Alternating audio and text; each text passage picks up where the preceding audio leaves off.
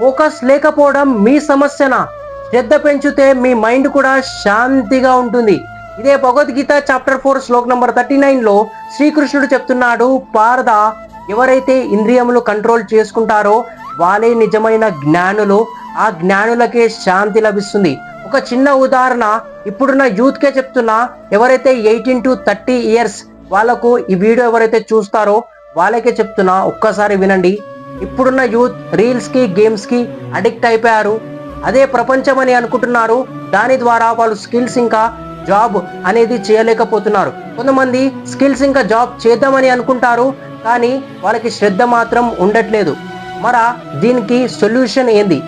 అందుకే ఈ రోజు నుంచి ఒక మార్నింగ్ లేచి ఒక గంట ఎప్పుడైతే ఫోన్ చూస్తారో కదా, ఆ ఫోన్ బదులు మీరు స్కిల్స్ ఇంకా జాబ్కి ఒక ఏదైతే అవసరం ఉంటాయి కదా అవి నేర్చుకోండి. అప్పుడు ముందుగా కొంచెం కష్టంగా అనిపిస్తుంది, కానీ దాని తర్వాత ఒక కాన్సన్ట్రేషన్ అనేది పెరుగుతుంది. కాన్సన్ట్రేషన్ పెరిగిన తర్వాత మనస్సు అనేది శాంతిగా ఉంటుంది. హరే కృష్ణ.